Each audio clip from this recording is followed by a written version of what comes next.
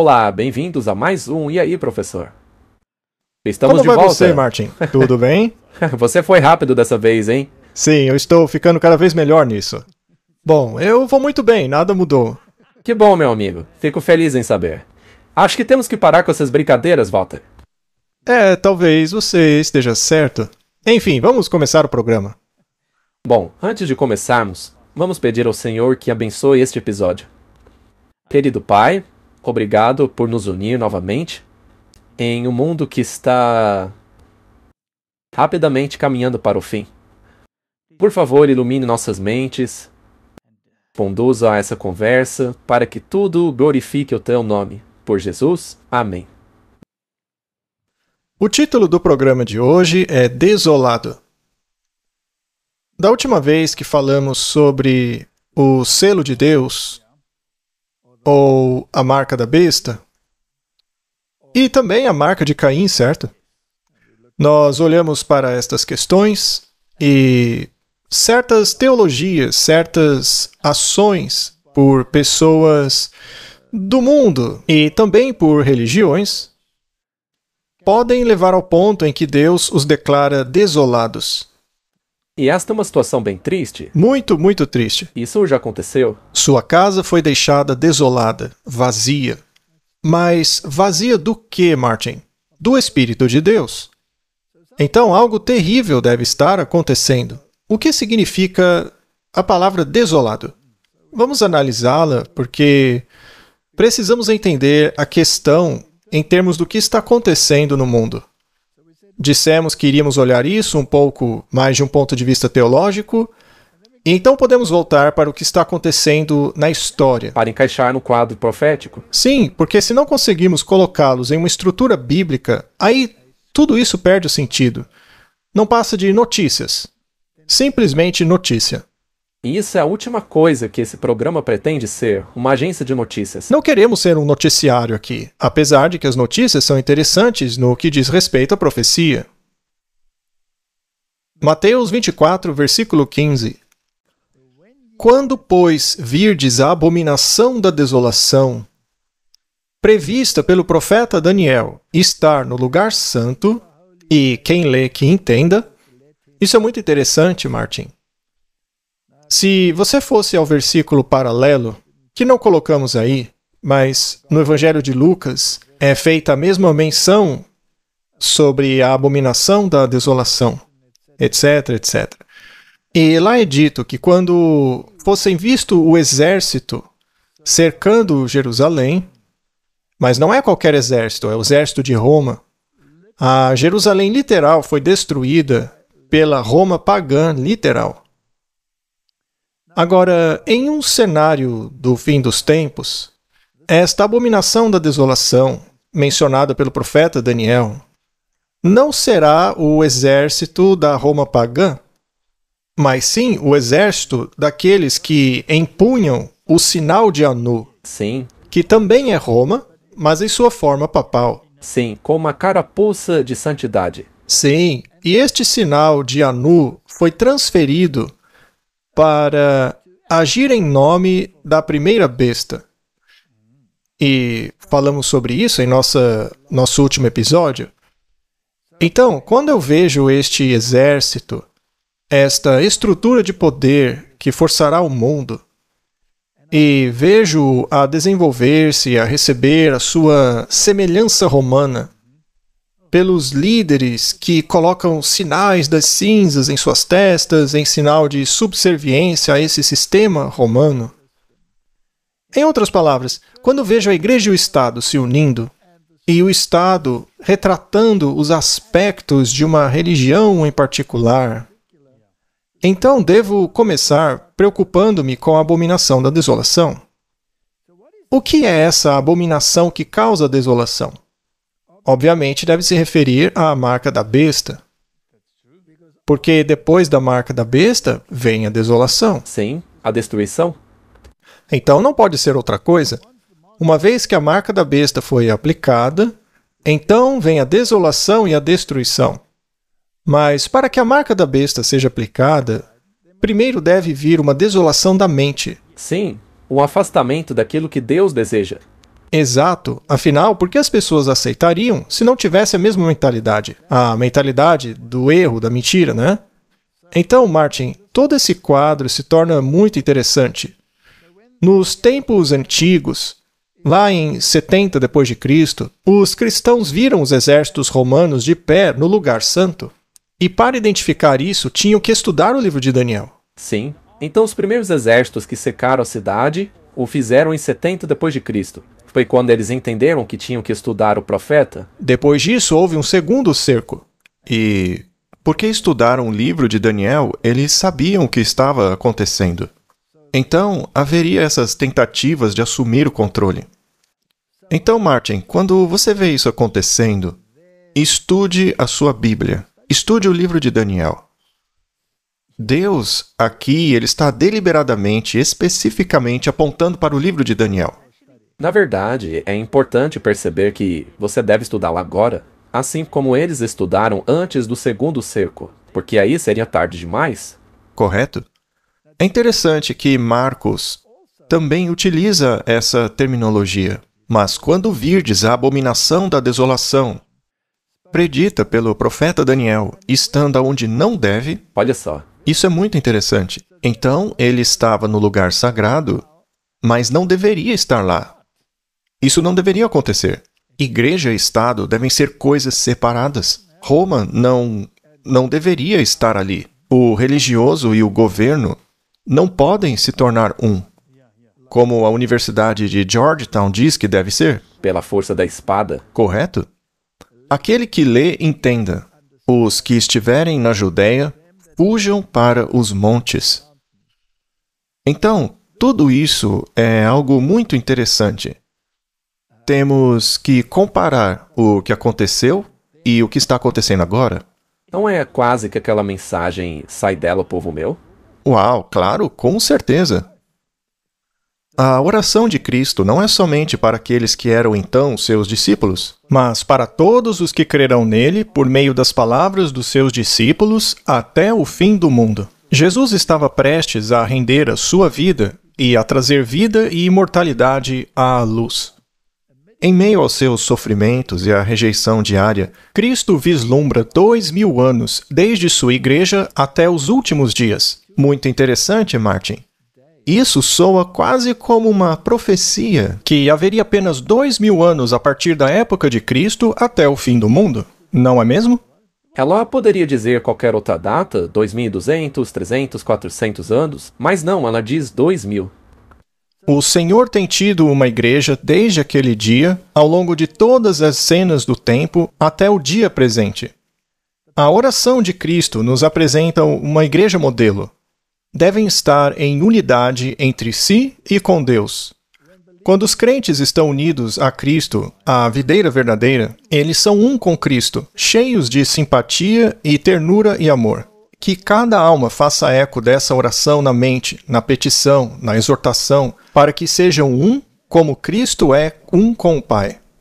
E que trabalhem para esse fim, ao invés de virar as armas de guerra contra aqueles que estão em nossas próprias fileiras. Que se voltem contra os inimigos de Deus e da verdade. Portanto, Martin, a mensagem que tem que ir para o mundo não é uma mensagem com a qual você bate na própria igreja, naqueles que guardam os mandamentos e se apegam ao testemunho, mas é uma mensagem que alerta ao mundo para sair de Babilônia. É como você mencionou no episódio anterior, o vigia nos muros de Sião. Não se espera que eles olhem para dentro da cidade, mas para fora. Devem vigiar o que está vindo de fora. Seus binóculos devem ser muito fortes para observar o que está lá fora, acontecendo entre as fileiras do inimigo, a fim de alertar o seu próprio povo dos perigos que os rodeiam. Portanto, não devemos ficar esquentando os bancos dentro da igreja. Temos que pregar as 3 mensagens angélicas para o mundo. Jesus declarou aos discípulos que ouviam os juízos que cairiam sobre o apóstata Israel. Bem, lembre-se que isso é um tipo do que vai acontecer no final. Porque Mateus 24 é uma profecia para o tempo presente deles e para o fim dos tempos. e especialmente a vingança retributiva que viria sobre eles por sua rejeição e crucificação do Messias. Essa é a questão. Sinais inconfundíveis precederiam o terrível clímax. A hora temida chegaria repentina e rapidamente. O Salvador advertiu seus seguidores: quando virem a abominação da desolação mencionada pelo profeta Daniel, ocupando o lugar santo, quem lê entenda. Quem estiver na Judéia, fuja para os montes. Citando aqui Mateus e Lucas. Quando o estandarte idólatra dos romanos fosse erguido em solo sagrado, e que não deveria estar lá, como acabamos de ler lá em Marcos, né? Bem, essa abominação desoladora se estendesse fora das muralhas da cidade, então os seguidores de Cristo encontrariam segurança para fugir. Quando o sinal de alerta for visto, aqueles que quiserem escapar não podem demorar, pois toda a terra da Judéia, bem como em Jerusalém em si, o sinal de fuga deve ser imediatamente obedecido. Aquele que está de pé no telhado não deve descer em sua casa pensando em salvar seus tesouros valiosos. Aquele que trabalha no campo ou nas vinhas não deve perder tempo voltando para pegar suas vestes externas deixadas ao lado por estarem trabalhando num dia de calor. Não devem hesitar um momento sequer para não envolverem-se numa destruição geral. Eu acredito que estamos vivendo entre os dois cercos, Martin. Eu também acredito nisso. Já houve uma tentativa de introduzir uma legislação dominical nos Estados Unidos. Isso foi lá no passado, mas agora estamos esperando pelo segundo cerco.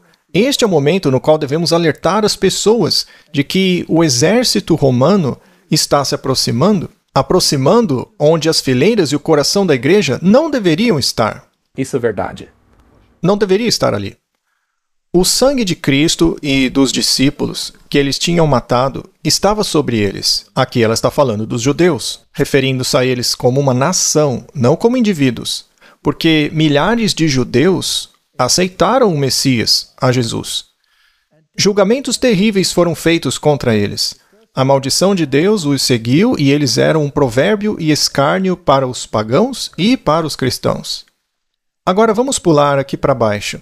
Alguns ainda verão que a profecia se cumpriu a respeito deles, e irão receber Jesus como Salvador do mundo, e também ver o grande pecado de sua nação ao rejeitar Jesus e crucificá-lo. Indivíduos, não a nação, mas indivíduos entre os judeus serão convertidos, e isso acontece o tempo todo. Mas como nação, eles estão para sempre abandonados por Deus. Quando Jesus disse que a casa deles ficaria deserta, não disse que seria por um tempo. Com certeza ele não disse isso. Certo. Essa nação não seria mantida como a representante de Deus porque rejeitaram o Messias.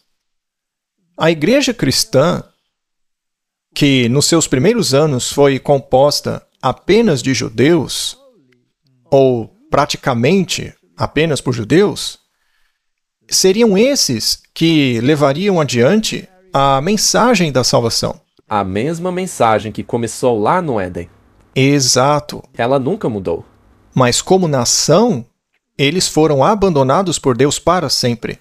Se você nega o Messias, você perdeu a oportunidade.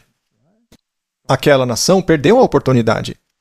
Portanto, o templo dos judeus foi deixado vazio e desolado. Temos aqui o Papa, que está rezando no Muro das Lamentações. Na verdade, ele está simbolizando que quer a ressurreição do templo.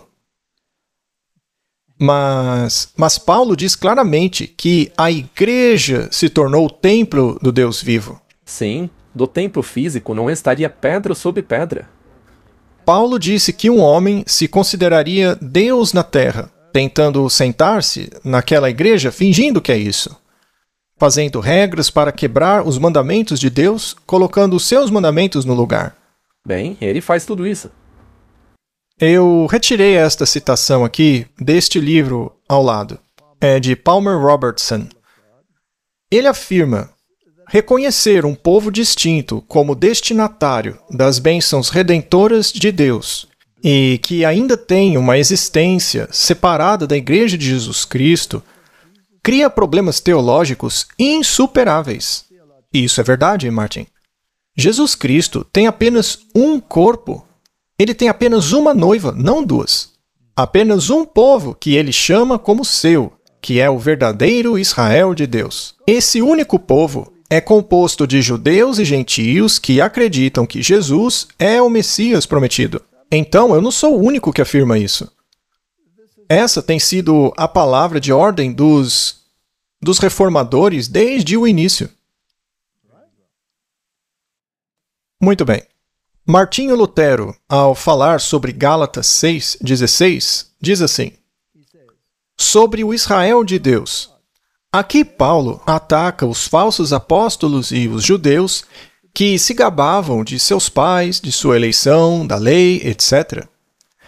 É como se ele estivesse dizendo que o Israel de Deus não são os descendentes físicos de Abraão, Isaque e Israel, mas aqueles que, como Abraão, o crente, creem nas promessas de Deus, agora reveladas em Cristo, sejam eles judeus ou gentios. Ele não está dizendo exatamente a mesma coisa? Exatamente. Martin, como pode existir duas organizações vivendo lado a lado, sendo que ambas alegam ser os representantes de Deus e o povo de Deus nessa terra? Só que um aceita o Messias e o outro o rejeita. Isso faz sentido para você? Se ambos afirmam serem de Deus, não. Não faz sentido. Quando lemos que, como nação, ela foi abandonada por Deus para sempre, devemos aceitar isso como fato porque essa nação rejeitou o Messias, até hoje. E ao dizerem que ainda estão esperando o Messias, eles deixam bem claro que não aceitaram Jesus. Na verdade, o Talmud deles diz coisas terríveis sobre Jesus, não é mesmo? Mas não precisamos falar sobre isso. Bom, eles querem construir o terceiro templo. Isso por si só já é uma blasfêmia. Claro que é. Isso é negar completamente o papel de Jesus.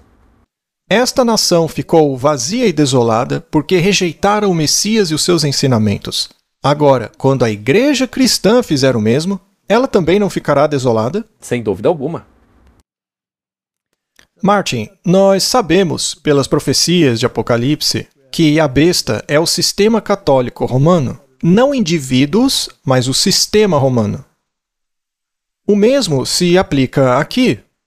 Não estamos falando de indivíduos judeus, mas sim da nação como sistema religioso, e também do catolicismo como sistema, e como nação, porque o Vaticano é um país, é uma nação. E devido a certos problemas, suas casas estão desoladas. Sim, suas doutrinas, ensinamentos, tudo. Vamos ver qual era o problema deles. Ao irmos para Apocalipse 13, vamos ver os versículos 5 e 6. E foi-lhe dado um poder para proferir grandes coisas e blasfêmias. Naturalmente, é um poder blasfemo. Sim, que fala contra Deus. E foi-lhe dado poder para continuar por 42 meses. Bom, nós lemos no episódio anterior que fizemos que ele declarou estar acima da Bíblia. Isso é uma blasfêmia. Já no verso 6, ficamos sabendo do que se trata essa blasfêmia. Ele abriu a boca em blasfêmia contra Deus para blasfemar o quê? O nome de Deus, ou seja, o seu caráter. O caráter de Deus está em sua lei. E é isso que devemos selar em nossa testa. Então, se ele blasfema contra a lei de Deus, que representa o caráter dele, e um pequeno estudo bíblico mostrará que o caráter e os atributos de Cristo são idênticos aos 10 mandamentos, mas também blasfemaria contra o seu tabernáculo. Ou seja, a sua igreja. Como se blasfema contra um tabernáculo? Basicamente, o tabernáculo era o templo. Primeiramente era uma tenda, depois tornou-se um edifício. Então, o que o tabernáculo representava? Representava a tipologia da salvação. Certamente, a expiação. Correto? Temos aqui essa foto do tabernáculo. Se você entra pela porta aqui embaixo, e Cristo disse que ele é a porta, Mas ao entrar por ela, você é confrontado pelo altar dos holocaustos. E havia um cordeiro que deveria ser sacrificado. Você também tinha que confessar os seus pecados, colocar sua mão sobre o cordeiro, e aí ele era sacrificado. Isso representava Jesus Cristo, que pagou o preço por nós e se tornou o cordeiro sacrificial. Ao entrar pela porta, a pessoa era cercada por este muro de linho branco, que representa a justiça de Cristo. E isso é justificação. Então a pessoa teria aceito a justificação pela fé. Já a água desta pia aqui no meio simbolizava o renascimento. A próxima etapa era o lugar santo, onde havia o castiçal, simbolizando instruções sobre a luz do mundo, que é a palavra de Deus, sendo o castiçal alimentado pelo óleo, que é o Espírito Santo. Então, estava se absorvendo o pão da sua presença. Eu sou o pão vivo que desceu do céu. Esta é a palavra de Deus. Você a internaliza? Então, olhava-se para o altar de incenso, onde Cristo estava mediando em seu favor. E do outro lado, no lugar santíssimo, estava a arca com os 10 mandamentos e o propiciatório. Resumidamente, este era o plano da salvação. Você aceita Cristo como seu Salvador, é coberto pela sua justiça, o cordeiro sacrificial morreu por você, você confessa seus pecados, e Ele paga o preço por você. Ele te lava, Ele te santifica através da absorção da palavra dEle, colocando-o em harmonia com a vontade de Deus. O caráter de Deus é internalizado em você pela sua palavra. Você aceita a mediação dEle, agradecendo-lhe por ser o propiciatório, protegendo-o da condenação da lei. Aí você entra em harmonia com as exigências de Deus. Vai, não peques mais. Esse é o plano da salvação. É como escrever na sua testa e na sua mão. Correto? Quando a besta blasfema contra o tabernáculo, então, de alguma forma, ele deve mudar o que acontece nesta sequência do tabernáculo. Por exemplo, a besta diz que você não pode ir diretamente para Cristo. Isso porque, segundo a doutrina católica, se você for diretamente a Cristo, só haveria medo e tremor. Então você tem que invocar a mediação de Maria, para que ela faça isso em seu lugar. Isso não é mudar o caminho do tabernáculo? Claro que é. E a besta diz que não há expiação. Jesus nunca morreu por você. A morte dele foi um mero ato de obediência. Mas ele não morreu em seu lugar. Você ainda precisa pagar o preço dos seus pecados no purgatório. Você vai queimar pelo que deve? Ora, mas essa doutrina não nega o caminho do tabernáculo? Ele também diz que você tem que obedecer aos ensinamentos autênticos da igreja, às leis da igreja. Ou você se torna um herege se desobedecer. Ou seja, significa que você não precisa da palavra, você não precisa dos ensinamentos da igreja, você precisa da tradição. E o pão da presença que ele te dá é uma hóstia, um sacrifício repetido do que já aconteceu aqui. Ou seja, Jesus não teria morrido de uma vez por todas em seu sacrifício. Para os católicos, há necessidade do sacrifício constante. Bom, a lei já sabemos que ele mudou. E a besta não é o propiciatório porque temos que ir a ele com temor e tremor. Martin, ele não blasfema contra o tabernáculo? Completamente? Segundo a religião dele, você não pode ir diretamente a Jesus, mas precisa de um intermediário humano? Ou seja, ele blasfema contra aqueles que habitam no céu.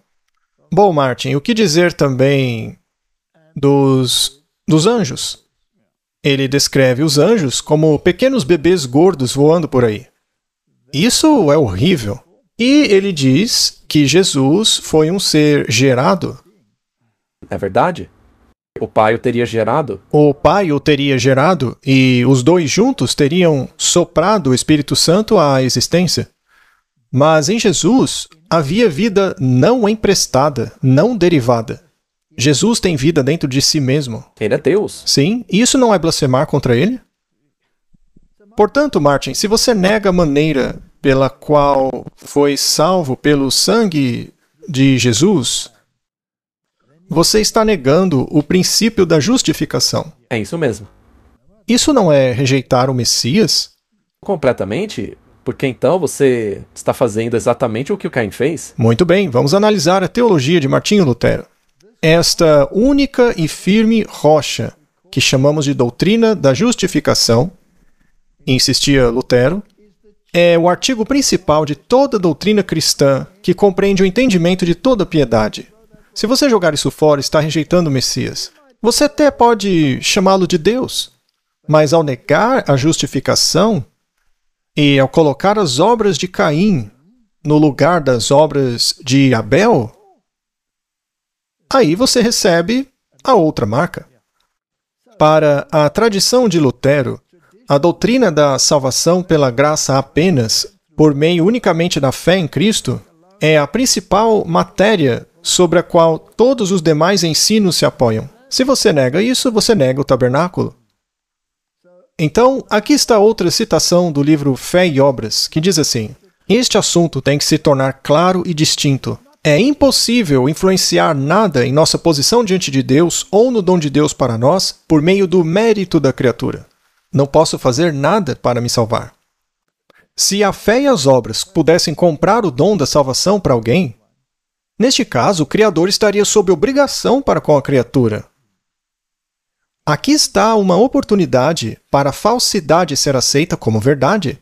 Se alguém pode merecer a salvação por qualquer coisa que faça, então ele está na mesma posição que o católico para fazer penitência por seus pecados. A salvação, então, é em parte uma dívida que pode ser conquistada como salário. Martin, essa é a questão principal. Vimos que a antiga Israel rejeitou o Messias e sua casa ficou deserta, desolada. Qualquer organização que continue a rejeitar a Jesus, continue a rejeitar o Messias, é vazia e desolada. Não há nada ali dentro. Agora, o que dizer da igreja que o acolhe? Correm o mesmo risco? Se essa organização mudar seus princípios de qualquer forma ou relação a isso, estão fazendo a mesma coisa, só que em um nível mais sutil. Eles aí não estariam desolados também? Claro que sim, se se alinharem a isto de alguma forma, também ficarão vazios e desolados? Você quer ficar vazio de Jesus? Vazio do Espírito de Deus? Com toda certeza não. Bom, vamos nos certificar. Quem foi amaldiçoado no Concílio de Trento? Bem, está aqui. E isso é o que eles escreveram. Veja só. Qualquer um que diga que os pecadores são justificados somente pela fé, de modo a significar que nada mais é exigido em cooperação para obter a graça da justificação, que seja anátema. Ou seja, se você diz que é somente pela expiação de Cristo que somos salvos, então você é um amaldiçoado. Porque para eles deve ser do jeito de Caim, tem que ser pelo seu próprio esforço. Suas próprias obras. É por isso que tocamos nesse assunto no último episódio. O assunto da marca de Caim tinha que ficar bem claro, porque isso daí é muito perigoso, porque assim você também tem algo que se pode fazer para atingir essa justificativa. E qualquer um que diz que os pecadores são justificados unicamente pela imputação da justiça de Cristo, ou unicamente pela remissão de pecados, sem a caridade que é derramada no coração pelo Espírito Santo, sem a graça infundida, que seja anátema. Martin, isso é totalmente contrário à Bíblia. Isso daí é... o oposto completo do protestantismo. Sim, porque isso tira a totalidade do que Cristo fez por você. E o que dizer da declaração conjunta sobre a justificação? Nelas, eles dizem que pela graça das obras salvíficas de Cristo é que nós somos salvos. Isso começou em 1999 e todo mundo aderiu desde então. Mas a Bíblia diz que é somente pela fé no sangue expiatório de Cristo. Então isso é uma maneira distorcida de fazer as pessoas aceitarem a marca de Caim. O ponto de partida oficial fundamental do Vaticano é o próprio homem, ou seja, não é Cristo. Isso vem do documento do Vaticano II, Gaudium et Spes. Veja, é o próprio homem que deve ser salvo. É a humanidade que deve ser renovada. O homem, portanto, é a chave dessa discussão. Martin, eu fico doente com isso. Pensar que a minha salvação depende de homens. Estamos perdidos. É, porque isso daí é a teologia de Caim. É exatamente a teologia de Caim. O homem considerado inteiro e integral. Onde está Jesus nisso aí? Em lugar nenhum. com corpo e alma, coração, consciência, mente e vontade. Esta é a razão pela qual o Sagrado Sínodo, ao proclamar o nobre destino do homem e afirmando um elemento divino nele, isso é blasfêmia. Incondicionalmente com a humanidade na promoção de um sentido de fraternidade para corresponder ao seu destino. Martin. Isso é uma negação completa do Evangelho da Justificação. Sim. É uma premissa terrível. É livrar-se completamente de Cristo. Portanto, no sistema romano, a casa está vazia já há muito tempo. É verdade, ela já caiu. Ela caiu, porque está escrita na testa: Mãe das prostitutas, Babilônia. Ela já caiu totalmente. Mas e o protestantismo? Qual é a compreensão católica romana sobre a justificação? Isso foi tirado do Catholic.com, é a enciclopédia deles. Justificação. Está cuidadosamente escrito, veja. É a transformação do pecador de injusto para santidade e filiação de Deus. Martin, isso não é justificação. Porque nós não somos santos por nós mesmos. A nossa santidade é imputada. Nossa justiça tem que vir de fora de nós, concedida por Cristo. Nós mesmos não temos o poder de nos santificar. Isso tem a ver com o propiciatório. Correto? Que é a única maneira de... Bem, vamos colocar dessa forma. O propiciatório está lá em cima. Se alguém... E ele é de Cristo? Sim, é dele. É a justiça de Cristo? É uma justiça imputada. Mas eles dizem, se você diz que é uma justiça imputada, então você é amaldiçoado. Continuando. Que denota a transformação do pecador de um estado de injustiça a um estado de santidade e filiação a Deus. Isso é totalmente contrário ao que diz a Bíblia. E vamos nos certificar disso. Bem, vamos fazer uma análise para ver o tamanho contraste. Romanos 3:28. Concluímos, portanto, que o homem justificado pela fé, sem obras da lei. Será que Paulo é anátema? De acordo com ele, sim. Deve ser, não é? Segundo ele, sim. Sendo, pois, justificados pela fé, temos paz com Deus por meio de nosso Senhor Jesus Cristo. Paulo é anátema? Sim. Sabendo que o homem não é justificado pelas obras da lei, mas pela fé de Jesus Cristo, temos também crido em Jesus Cristo para sermos justificados pela fé em Cristo, e não pelas obras da lei. Porque pelas obras da lei, nenhuma carne será justificada. A Bíblia é anátema? Parece que sim. Martin, nós enlouquecemos ou o mundo enlouqueceu? O mundo, porque ele engoliu toda essa teologia de Caim. E outra questão aqui é a fé de Jesus, e não a fé em Jesus. Romanos 4:11. E recebeu o sinal da circuncisão, aqui está falando de Abraão, selo da justiça da fé, que ele tinha quando ainda era incircunciso, ou seja, sem obras, para que ele seja o pai de todos os que creem, mesmo que não sejam circuncidados. Essa justificação também pode ser imputada a eles. O que a Igreja Católica diz se você afirma que a justiça é imputada? Que você é amaldiçoado. Somos anátema. E, portanto, isso lhe foi imputado por justiça. Martin, a casa deles está deserta. Com certeza. Desolada. Não foi escrito somente por ele, mas sim por lhe ter sido imputado. Mas também para nós, a quem será imputado. Parece que Paulo é um herege. Se crermos naquele que ressuscitou dentre os mortos a Jesus nosso Senhor. Não é de se admirar que o livro de Romanos foi uma joia nas mãos de Lutero. Curiosamente, foi escrito para os romanos. Isso é um ponto muito bom. Obrigado. Portanto, não é de se admirar, depois de analisarmos essa dicotomia, essa discordância de pensamentos, Martinho Lutero chegou a esta conclusão de que a mulher que estava cavalgando a besta não era outro senão o papado, junto aos reis que lhe prestavam obediência, em vez de prestarem homenagem a Jesus Cristo. Veja só o que ele disse: nada além do reino da Babilônia e do próprio Anticristo. Pois quem é o homem do pecado e o filho da perdição? Além daquele por cujos ensinamentos e ordenanças aumenta o pecado e a perdição de almas na igreja, enquanto ele se assenta na igreja como se fosse Deus?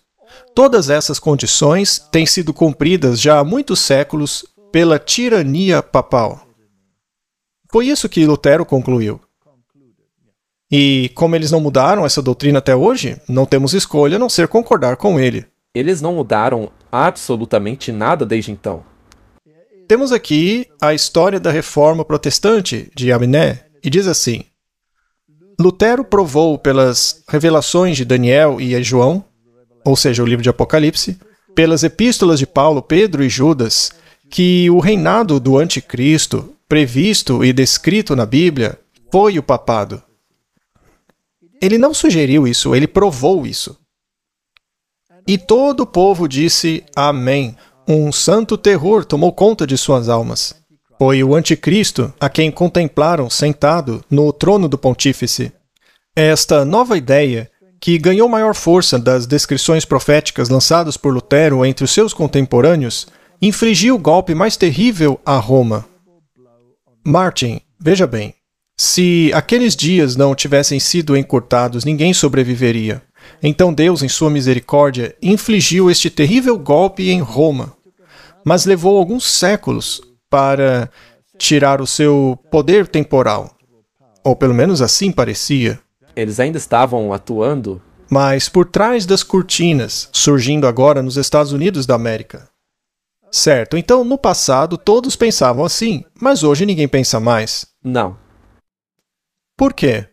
Porque os jesuítas, que odeiam a Bíblia e odeiam a Reforma Protestante, inventaram essa teologia jesuíta covarde chamada futurismo, que joga os cumprimentos proféticos todos no futuro. Assim, o Papa não pode ser o anticristo porque ele só virá no futuro. Segundo eles, joga sua Bíblia fora porque ela não se aplica a você. Você será arrebatado, não terá nenhum desses problemas para lidar mesmo. Somente os judeus vão lutar com isso no futuro, porque eles são o povo escolhido por Deus na terra e precisam de uma pátria, que aliás foi criada por meio dos Rothschilds. Isso não tem nada a ver com a Bíblia. A casa deles está desolada. Agora, temos aqui outro sistema que está desolado que conseguiu contornar a reforma. A Review and Herald diz o seguinte: enquanto o mundo protestante está, pela atitude dela, fazendo concessões com o erro, como redefinir a doutrina da justificação, devemos despertar para compreender a situação e enxergar a disputa diante de nós em seu verdadeiro sentido. Deixe que os vigias ergam as suas vozes como uma trombeta e deem a mensagem que é a verdade presente para este tempo. Que saibam onde estamos na história profética, que o espírito do verdadeiro protestantismo desperte em todo o mundo. O que é o verdadeiro protestantismo? Número 1 é protestar pelas Escrituras. É protestar contra a falsidade de Roma e suas mentiras. É isso que temos que fazer. Esta é a nossa ordem de marcha. Vejo muitas pessoas fazendo isso. Martin. Cristo olhou por meio dos séculos. Ele viu como o verdadeiro cristianismo se tornaria quase extinto, de forma que, em sua segunda vinda, ele encontrasse um estado de sociedade semelhante àquele que existia antes do dilúvio. Até mesmo as igrejas ficariam desmoralizadas e a Bíblia seria negligenciada e profanada. Hoje, elas não acreditam nem mesmo na primeira frase da Bíblia, e no início criou Deus, quanto mais o resto. Sendo assim, Martin, não é necessário que sejamos muito diligentes? Sim. Guarda o teu coração com toda diligência, pois dele procedem as saídas da vida. 2 Pedro, e além disso aplicai toda diligência. Acrescente à sua fé virtude, virtude ao conhecimento, conhecimento temperança, a temperança paciência, a paciência piedade, a piedade bondade fraternal, e a bondade fraternal caridade. Amor agape é o último passo. Você tem que amar o seu próximo o suficiente para avisá-lo. Isso é verdade. E não para agradá-lo. Para não condená-lo? Sim. Então, o que significa toda diligência? significa muita coisa. Significa uma diligência diária. Há perigo de nos tornarmos cegos com relação ao trabalho dos agentes satânicos. Parece que o mundo ficou cego, Martin. Eles não veem mais isso. Você também não mencionou Sansão? Quão cego ele era e... Bom, foi somente quando ele tornou-se completamente cego... que ele finalmente passou a enxergar. Isso mesmo. Correto? Talvez em meio à dificuldade o mundo passe a enxergar. Eu também gostaria que muitos passassem a ver. E que seremos enredados por tentações sedutoras satânicas. Portanto, a palavra vem a nós com toda a diligência, acrescentando ao seu caráter as graças que o tornarão forte para resistir ao mal. Aquele que não possui estas coisas é cego e não pode ver. Ele não percebe sua pobreza espiritual. Portanto, irmãos, sejam diligentes para tornar o seu chamado e eleição garantidos, pois se fizerdes estas coisas, nunca tropeçareis. Pois assim a entrada vos será amplamente suprida para o reino eterno de nosso Senhor Jesus Cristo. Martin, temos que estudar. Precisamos entender onde estamos no curso da história. Com diligência? Sim. Isso é muito importante. Martinho Lutero afirmou que o mundo inteiro se ofende com a clareza da segunda tábua dos mandamentos de Deus. Isso porque o senso e a razão humanas compreendem parcialmente o que foi feito de forma contrária a eles. Quando Deus e sua palavra são condenados, o mundo fica em silêncio e não os considera. Mas quando o monastério é tomado, ou carne comida em uma sexta-feira... Martin, eu vi que agora estão servindo hambúrgueres de peixe nos Estados Unidos. Isso por causa da quaresma. Ou então, quando um frade se casa, aí acaba o mundo e as ofensas são abomináveis. Não é interessante? Queria ser tão engenho, e você pode até aplicar isso a... Veja, ninguém reclama quando o cristianismo é profanado ou humilhado em um filme. Agora faça o mesmo com outra religião, para você ver o que acontece. E eles veem um problema. E agora, parece que se você falar contra a doutrina católica, você é uma grande abominação.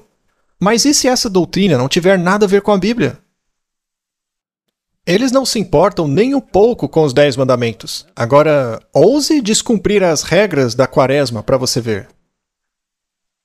Portanto, a obediência a Deus é a obediência da fé e das boas obras. Ou seja, aquele que acredita em Deus e faz o que Deus ordenou é obediente a Ele. Mas a obediência para com o diabo é superstição e más obras. Isto é, aquele que não confia em Deus, mas é incrédulo e pratica o mal, está sendo obediente ao diabo. E Paulo disse, não quero que vocês adorem com demônios e nem adorem demônios. Martin, o mundo está de cabeça para baixo. O mundo não sabe mais o que é mal, porque rejeitou a palavra e a lei de Deus. Se você rejeita a Cristo, você acaba desolado. Se você blasfemar contra o tabernáculo e o plano da salvação e substituí-lo por outro plano da salvação, você acaba desolado. Agora, os protestantes que abraçam o plano da salvação e reconhecem que a justiça é imputada a nós e que é a justiça de Cristo e não a sua própria que lhe dá o título no céu, o que será que acontece se estes começarem a mudar a sua posição? Também não ficarão desolados? Claro que sim. Se você se alinhar com o inimigo, mesmo que entre em concílio ecumênico com ele, você vai acabar desolado. Você vai terminar encrencado. Muito bem. Daniel 9:17. Agora, pois, ó nosso Deus, ouve a oração do teu servo e as suas súplicas, e faze resplandecer o teu rosto sobre o teu santuário, que está desolado, por amor do Senhor. Então, no tempo de Daniel, o templo havia sido destruído. Ele estava desolado. E por quê? Porque não praticavam mais o que deveriam praticar. Por desobediência. Tornou-se um evangelho de obras e apostasia. Daniel, capítulo 9, 27. E ele confirmará a aliança com muitos por uma semana. Agora, o futurismo aplica isso ao anticristo em algum momento do futuro. Mas isso tem a ver com o Messias, com Jesus Cristo. No meio da semana, o Messias acabará com o sistema de sacrifícios. Ou seja, com a morte do Messias, ele se tornou o sacrifício máximo. E por espalhar abominações, ele a tornará desolada. Temos um quiasma aqui. Você tinha o governante se opondo ao governante, aí você tem os romanos se opondo ao Messias, e então o Messias colocaria fim aos sistemas de sacrifício. Portanto, após a morte dele, viriam as legiões romanas e destruiriam o templo. E isso seria até o fim. Isso é muito interessante. Daniel 11, 31. E exércitos estarão ao seu lado, e profanarão o santuário à força, e removerão o diário, e colocarão a abominação que causa desolação. Portanto, Martin, neste sistema, eles substituíram o plano redentor por outra coisa e tornarão desolada. Agora, aqui está uma imagem do que acontecia no pátio. Você entrava no pátio com o seu cordeiro sacrificial, você colocava sua mão sobre ele, confessava seus pecados e ele tomava o seu lugar. Se você acredita que o sacrifício diário é tirado e foi tirado por Roma, ou se você acredita que isso é a remoção da expiação, na verdade, eles estão interligados. É difícil separá-los. Sim, porque... Roma removeu a expiação. Sim, Quando você remove a expiação, você está tirando o papel do Messias, o que significa que você está tornando o santuário vazio. isso mesmo. Porque se Cristo não está mais ali, é um lugar desolado. Exatamente. É a presença de Cristo que enche o santuário. Verso 11. E desde o tempo em que o sacrifício diário foi tirado, e a abominação desoladora for posta, haverá 1290 dias. Bom, nós não vamos nos aprofundar nessa profecia, mas ela está relacionada aos 1260 dias, apenas prolongados por 30 dias, ou melhor, anos, porque o decreto pelo qual o bispo deveria ter esse poder foi promulgado 30 anos antes de entrar em vigor. Mas ainda está dentro do período dos 2.300 anos? Correto. Então tem a ver com a ascensão do sistema papal, que traria esta desolação. Assim como o templo ficou desolado, Roma também ficará desolada.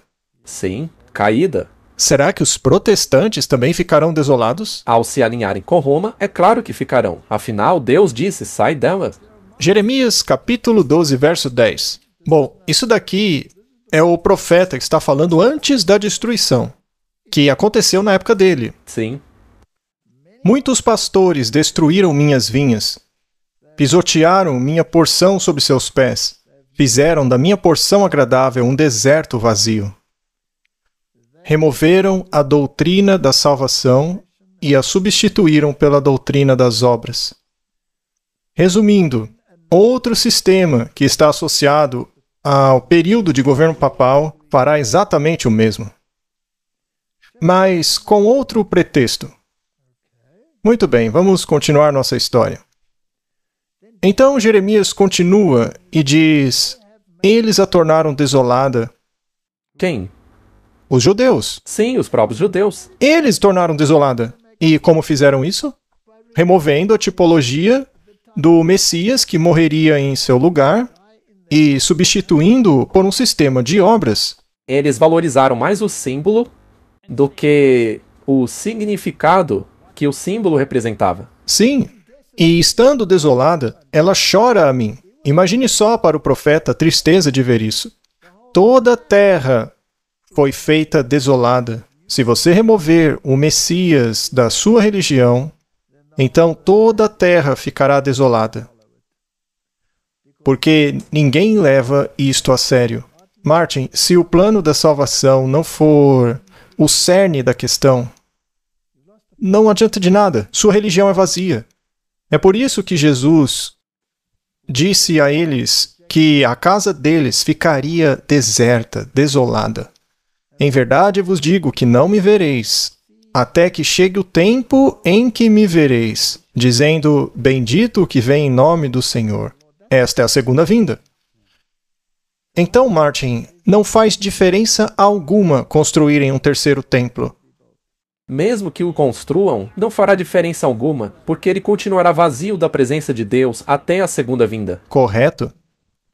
O espírito de profecia diz: o pecado dos judeus foi muito grande.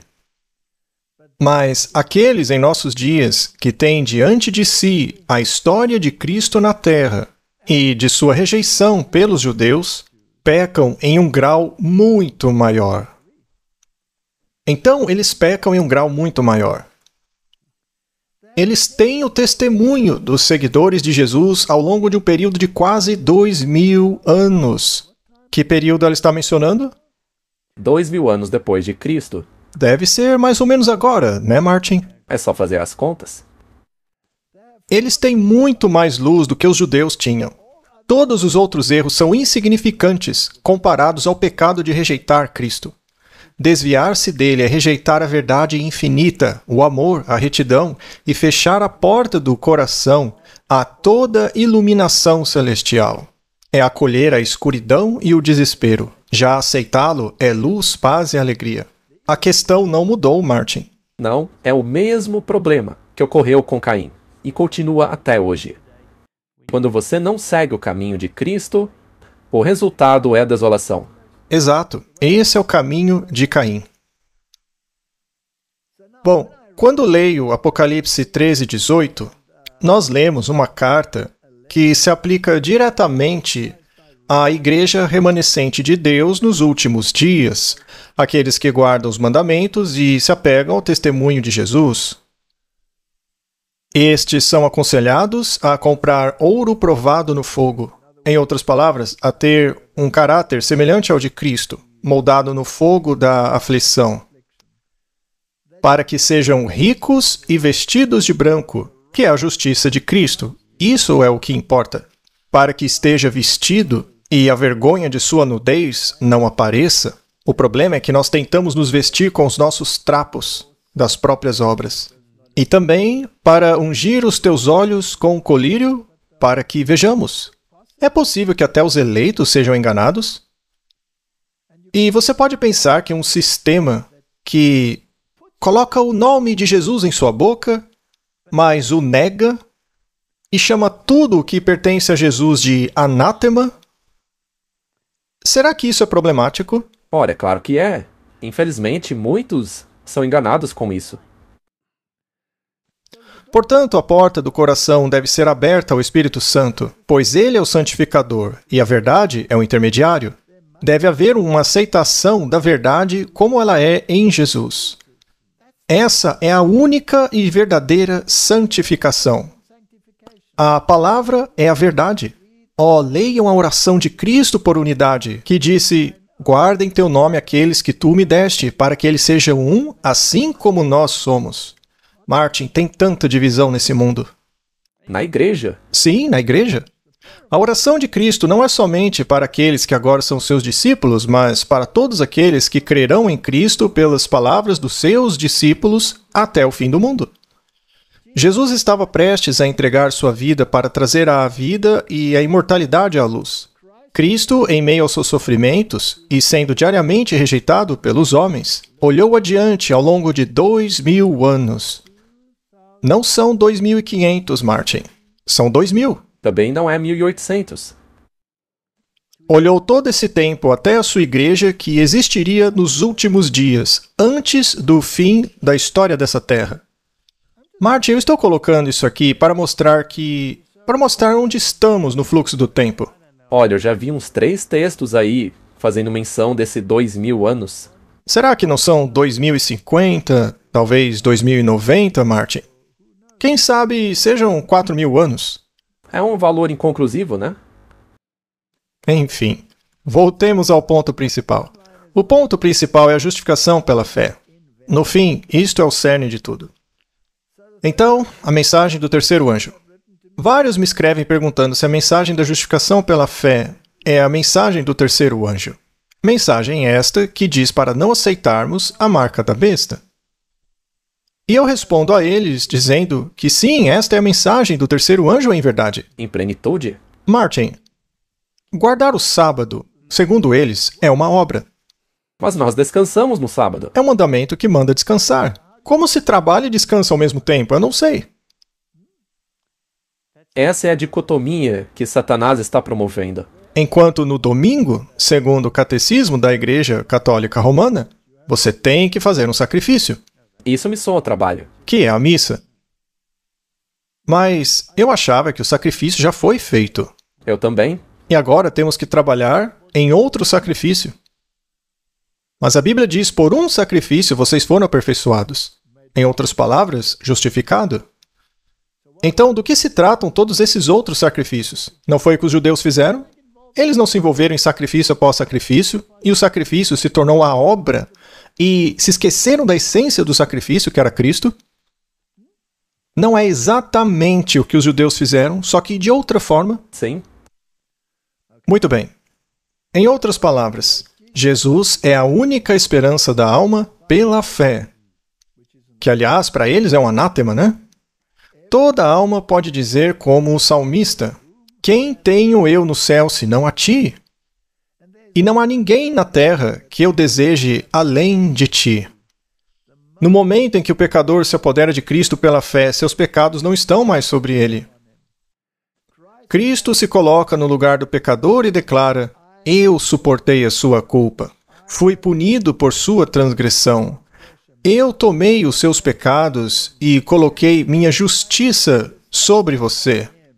Martin, a Igreja Católica diz o contrário. Ela diz que temos que ir a um padre terreno, temos que confessar nossos pecados a um ser humano, que um ser humano nos dará absolvição e que Cristo deve obedecer à decisão do padre de perdoar ou não perdoar. E ainda assim, nós temos que pagar o preço desse pecado. Por isso vamos ao purgatório para queimar. E o único que pode nos dar a libertação deste purgatório é o Papa, que pode aplicar o mérito de Maria ou qualquer um dos santos, ou talvez até mesmo de Jesus, para te dar algum alívio lá no fogo. A Bíblia diz isso? Não. De jeito nenhum. Ela também não diz que Cristo disse: eu vou te ajudar para que você consiga se santificar com seu esforço. Que protestante poderia assinar um documento conjunto com o Papa enquanto a doutrina do purgatório existir? Não tem cabimento. É impossível. Mas eles assinaram. E ao assinarem esse documento, eles aceitaram a primazia do papado, enquanto a doutrina do purgatório continua existindo. O Papa Francisco, inclusive, te dá uma folga no purgatório se você acompanhar a conta do Twitter dele. Você se sentaria em uma mesa ecumênica com ele? De jeito nenhum. Há algo muito errado com o mundo, Martin. Essa justiça nunca foi nossa. Não. Ela só pode vir de Jesus. Em Cristo, o pecador permanece inocente diante da lei. Mas quão vã é a esperança de entrar no céu se não temos fé em Cristo? Nenhum prazer nas coisas espirituais, nenhuma alegria em antecipar as coisas do céu. O Filho de Deus encontra conforto e paz em Cristo. Ele se deleita em refletir sobre a santidade do seu futuro lar imortal. E não em uma era de ouro aqui embaixo, Martin. Absurdo. Uma era de domínio e poder. Isso será a prosperidade temporal que trará destruição repentina. Portanto, o Senhor ordena: sede santos, porque eu sou santo. O esforço constante do cristão deve ser em estar perfeita conformidade com a vida de Cristo. Devemos desviar o olhar da escuridão e encarar a luz. Não acuse Deus de parcialidade ou infidelidade por sua atitude de incredulidade. Suas dúvidas lançam reflexos sobre a veracidade de suas promessas. Quando você vem a Jesus com fé viva e se torna praticante da palavra, você provará e verá que o Senhor é bom. Você dirá: pelas suas pisaduras fui sarado. Essa é a verdadeira religião. Ouvimos isso deles? Não, nós só ouvimos falar de cerimônias inúteis. Também sobre prosperidade na terra, dominionismo, poder sobre as outras nações, todo esse absurdo de controle do mundo. Os judeus disseram a mesma coisa. Eles queriam expulsar os romanos e tornarem-se os governantes do mundo. Era isso que eles queriam que Cristo fosse. Na verdade, eles ainda estão esperando um Messias que faça exatamente isso. Quem tem a religião verdadeira pensará em Jesus, falará de Jesus como aquele que está disposto e é capaz de salvar completamente. É isso, Martin. Aquele que crê que Jesus é seu Salvador terá a obediência perfeita de Cristo atribuída a ele. A obediência dele. Não a nossa.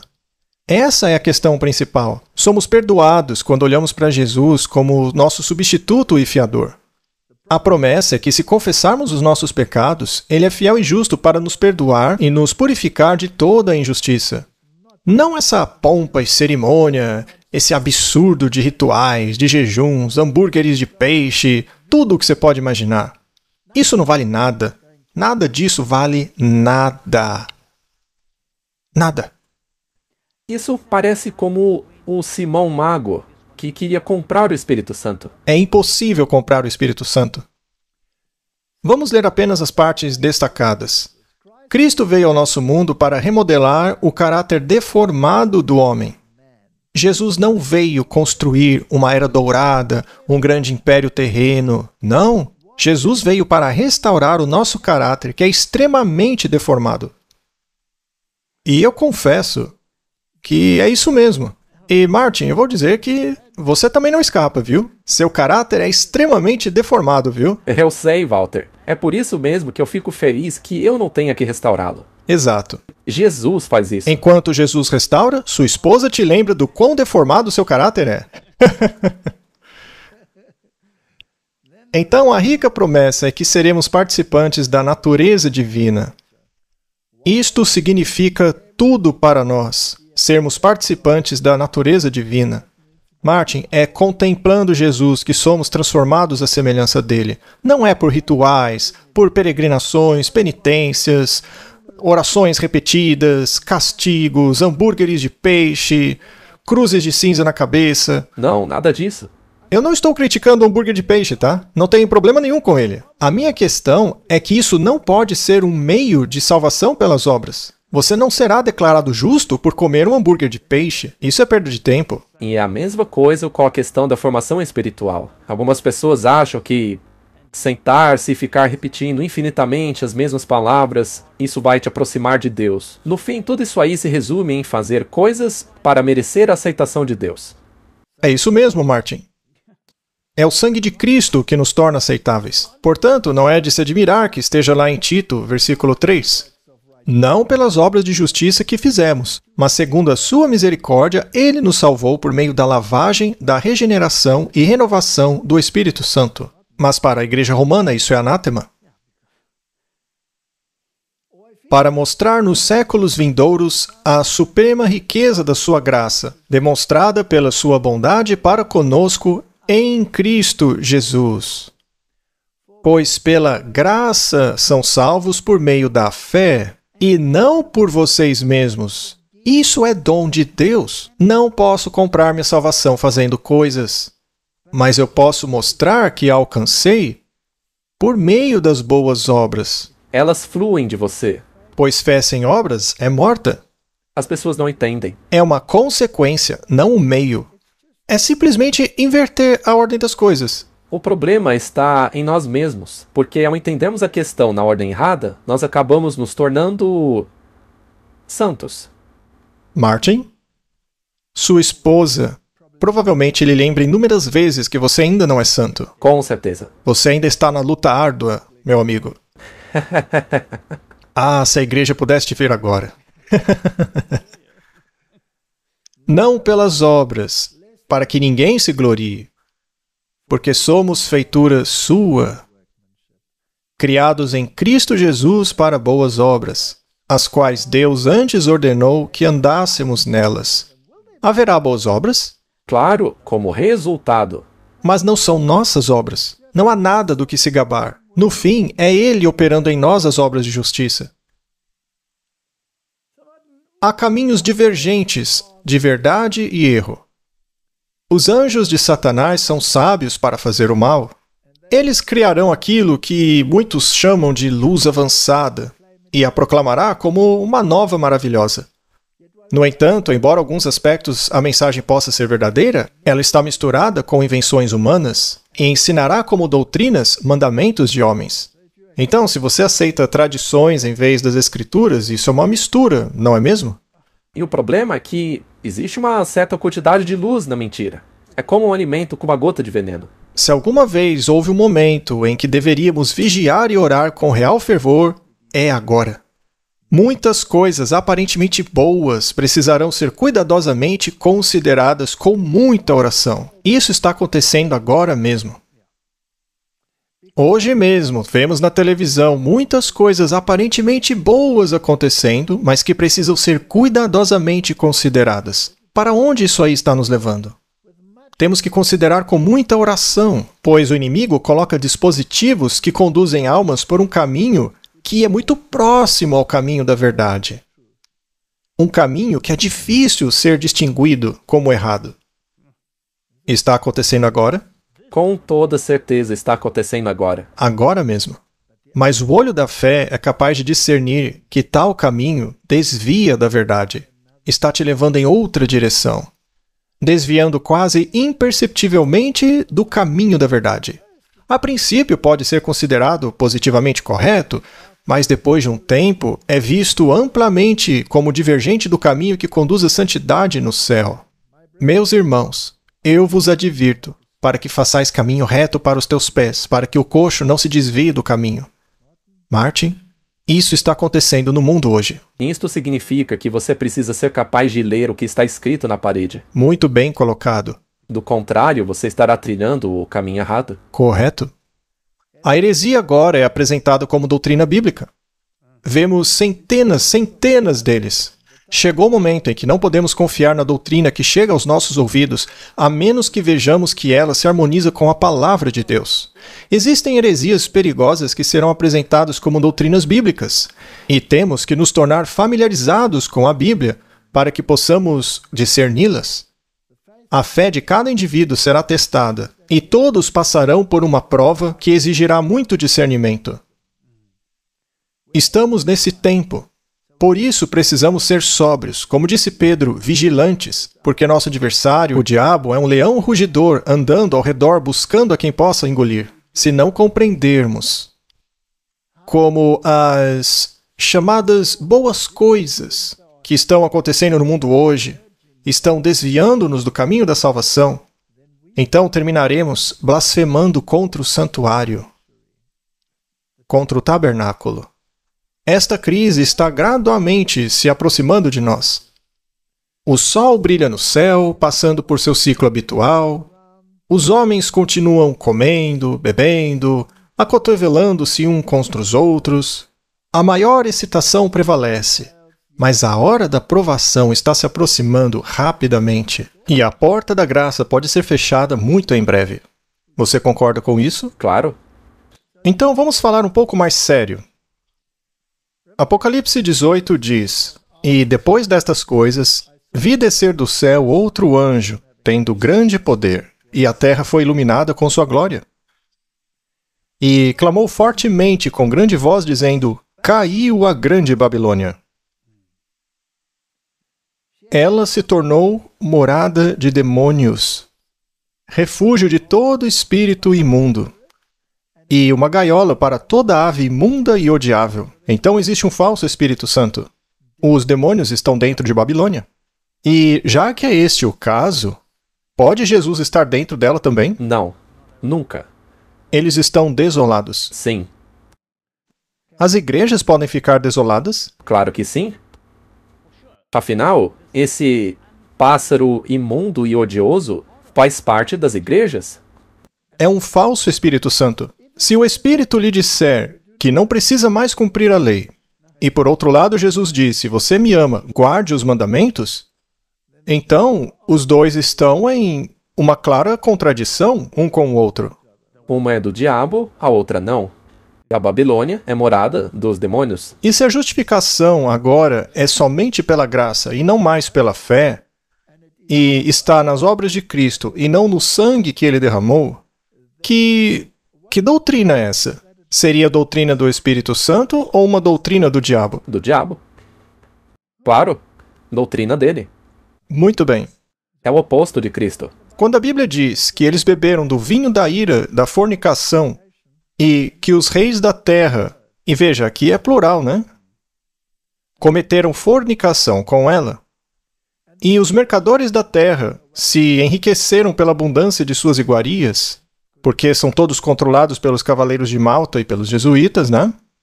E escutei outra voz do céu dizendo: sai dela, povo meu. Essa voz é a voz de Deus. É a voz de Deus. Mas tem que chegar às pessoas através da voz de outros seres humanos, para que não sejam participantes de seus pecados e recebam de suas pragas. Martin, as igrejas que se unem à Babilônia ficam desoladas. E se houver algum desses componentes babilônicos em nossa igreja, como pensamentos, métodos, música, tudo isso, Também nos deixará desolados. então livremos-nos de tudo isso. Sim, com toda certeza. Quando a obra de investigação terminar, quando os casos daqueles de todas as eras que têm professado serem seguidores de Cristo forem examinados e decididos, então, e somente então, a graça terminará, e a porta da misericórdia será fechada. Então, na seguinte curta frase, aqueles que estavam prontos partiram com ele para o casamento e a porta foi fechada, somos transportados através do ministério final do Salvador até o tempo de uma grande obra para a salvação do homem ser concluída. Martin, quando Cristo veio pela primeira vez, ele trabalhou no pátio externo, não? Sim, Porque ele não era um levita. Ele era da tribo de Judá. E de lá, ele se tornou sacerdote da ordem de Melquisedeque. E ele ministrou no lugar santo, no santuário celestial. E Paulo diz que não foi feito por mãos humanas. Mas o santuário terrestre, sob o domínio dos judeus, continuou a oferecer sacrifícios. Eles não perceberam que sua casa estava agora vazia. Apesar de manterem seu ritual, seu sistema, sua pompa, seu glamour, era tudo inútil. Já que aquele ministério, a religião deles, tinha que ter um foco celestial, porque não passavam de um símbolo apontando para o verdadeiro sacerdote. Não é? Enquanto Jesus foi para o santuário celestial, os judeus insistiram em continuar ministrando aqui embaixo, no santuário terrestre, num santuário vazio, sem a presença de Jesus. E agora, no final da profecia dos 2.300 dias, que terminou em 1844, quando a ênfase foi colocada no ministério de Cristo, entrando no lugar santíssimo, onde a lei estava. Assim, a importância da lei foi resgatada, a importância do sábado foi resgatado, mas a justificação pela fé foi novamente destacada.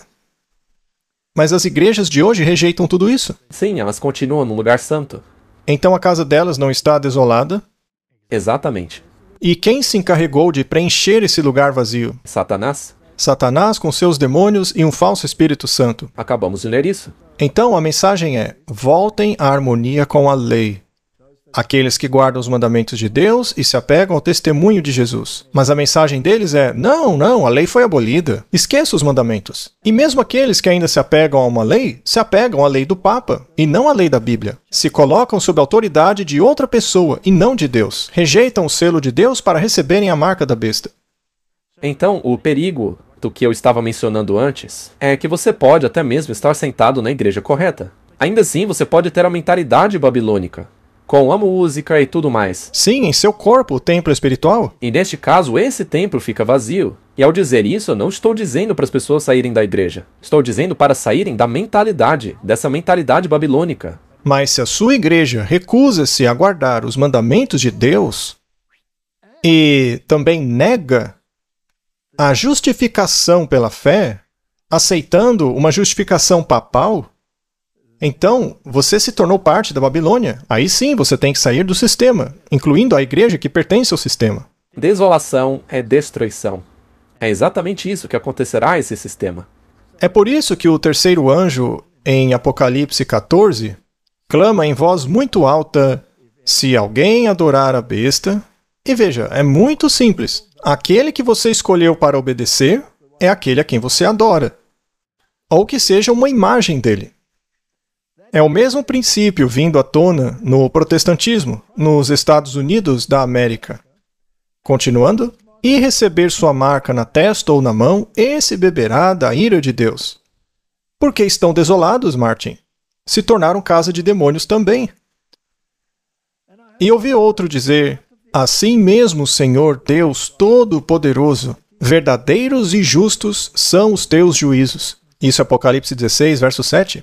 Então, quando eles recebem as pragas e os juízos caem sobre eles, todos começam a reclamar e tentar se livrar daqueles que guardam os mandamentos. Isso mesmo. Falamos sobre isso da última vez. Mas a Bíblia declara que os juízos de Deus são justos. Aliás, Jerusalém foi destruída. Sim. Eles rejeitaram Cristo. Sim. Babilônia será destruída. O mundo será destruído porque também rejeitam a Cristo, aceitando falsidades no lugar dele e comprometendo-se com alianças que negam a Cristo. Como o acordo abrâmico, por exemplo. Não tem nada de Cristo ali. Cristo atrapalharia o acordo. Veja, por exemplo, os concílios ecumênicos. Para que eles deem certo, Jesus tem que ser colocado no mesmo nível de Buda. Exatamente. Tão logo você coloque Jesus de fora da coisa, sua casa fica vazia. Este é o tema do programa de hoje. Se não nos centralizarmos em Cristo, ficaremos desolados. Perdemos o rumo. Muito bem, Martin, esse é o ponto principal. Ele blasfema contra quem está no céu, ele blasfema contra o tabernáculo, e já vimos isso acontecer várias vezes. E assim passamos dos judeus, cuja casa ficou vazia, porque rejeitaram Jesus. Depois passamos para o catolicismo, que também é desolado porque rejeitou a Cristo. E hoje é o protestantismo, que se corrompeu a um sistema desolado, a uma teologia desolada. Estão todos desolados. E eu não quero estar desolado. Eu não quero que meu templo fique vazio, porque se eu não tiver Jesus, eu não tenho nada. Prefiro ser chamado de anátema, me apegando a Jesus, ao invés de me apegar a um sistema que não pode me salvar. Amém. Vamos orar. Pai Celestial, tudo se resume a Jesus Cristo. Falamos anteriormente, Senhor, sobre a centralidade de Cristo. Hoje, porém, o mundo está cheio de pessoas que parecem abraçá-lo ao mesmo tempo em que rejeitam o teu plano de salvação. Mas não há salvação nesses sistemas. Ajuda-nos a ter os olhos abertos para enxergarmos a verdade. Em nome de Jesus, amém. Amém.